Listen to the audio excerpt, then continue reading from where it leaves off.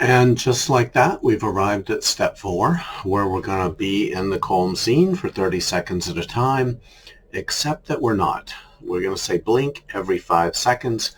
Again, you've heard me say this over and over, but it really does bear repeating. What the blinks do is they split a 30-second exposure of the calm scene into 6 5-second exposures.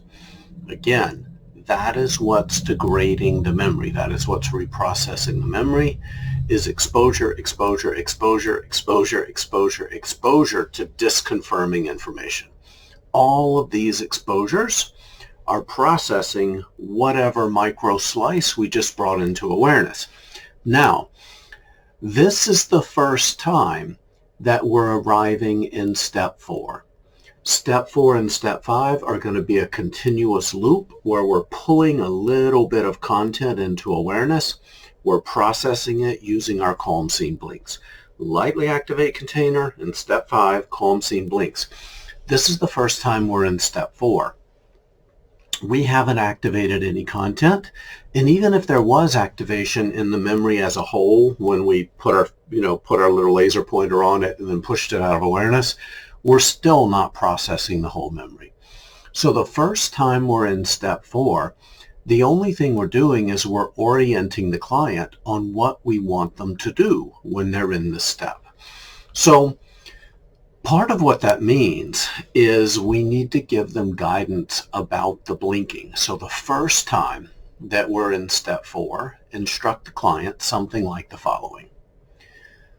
So I'm going to back up and let's pretend that we're going to do a step 3 and then we're going to do a step 4, and I want you to see how that transition goes. So Helen, the memory that you thought you may want to work on last time, is that the memory you want to work on today? Good. Just scoop the general idea of that memory up, push it out of your awareness. Let me know when it's gone. Good. Bring up your calm scene and let me know when you're there. I will say blink every 5 seconds, and when I do, you just blink your eyes several times quickly, just like this. Blink, blink. After blinking, go right back into your calm scene. We'll do this for about 30 seconds at a time. See, and that is all the intro we need to give clients. That's all the orientation we need to give clients to the blinks. When you hear me say blink, blink very quickly, a couple of times, and then go right back into the calm scene. Okay, good.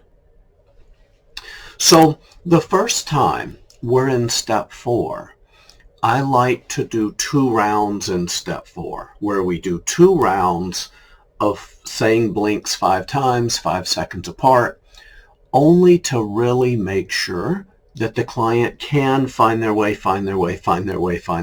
the calm scene. Finding your way repeatedly into the calm scene is the active ingredient in Flash. If you're not doing it, Flash isn't going to be working. The piece of the memory that we brought into awareness just enough to container it isn't going to lose much of its heat if we don't find our way into the calm scene over and over and over. So that's the transition from step 3 to step 4. Okay. Now, the first time we're in step 4, we're going to do 2 rounds in the calm scene, and then we're going to go to step 5. And after, we're going to activate a little micro piece of the memory. We're going to push it out of awareness, and then we're going to go right back to the calm scene, and now we're going to be right back in step 4.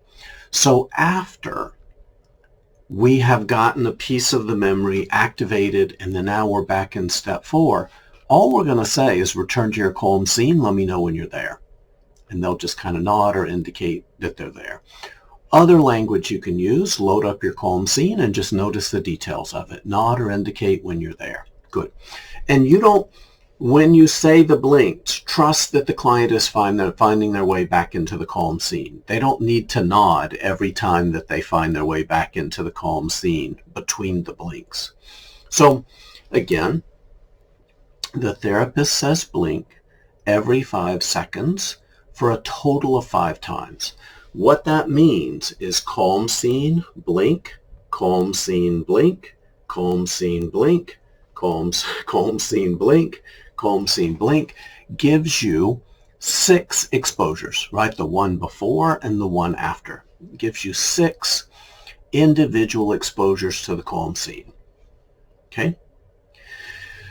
Clients can blink once, they can blink twice, they can blink 3 times, they can blink 4 times. I don't like clients blinking very long or very many times because that's just going to gobble up time that that's going to take time from their next 5-second exposure into the calm scene.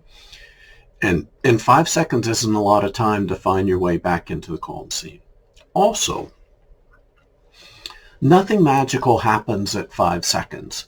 So if in practice it's taking you 7 seconds between blinks, or sometimes it's 4 seconds, sometimes it's 7 seconds, it does not matter, right? It does not matter.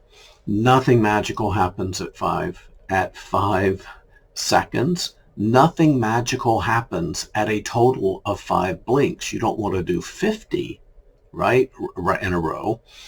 You also don't want to do 2 or 3. So about 5, about every 5 seconds for about 30 seconds. Okay?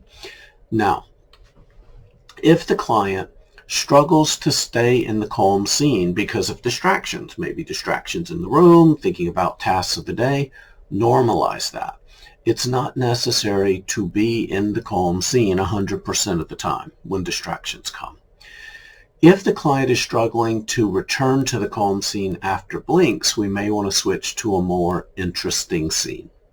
Okay? If something from what we pushed out, if something from this memory is intruding in the calm scene, that's called an intersection. And when the memory intersects the calm scene, we want to instruct the client to let us know. And then we're going to stop, right? Stop the calm scene. And we're going to see the part of the memory that came into the calm scene, that intruded into the calm scene. See it go into the container, see the door on the container close, and we're going to push it farther away. Really, we want to push it several hundred miles away. And then we're going to immediately return to step 4 for another round, a brand new round of calm scene with blinks. Okay? If the client reports that they were able to mostly stay in that calm scene, then we go to step 5. Okay? Again, all of the work is done in step 4. Step 5 is where we take the next little nibble of the memory. Okay? It's really not any more complicated than that. So when clients have intrusions of the memory into the calm scene, that is a sign of overactivation. We're going to talk about overactivation in step 5 because we want to glance at the memory super quick. And the way we manage activation in Flash is by decreasing the amount of time that we're exposed to the bad memory. So if the client is overactivating the memory, they're looking at it too long. And their strategies that we'll talk about in step 5 to help the clients manage that a little bit better.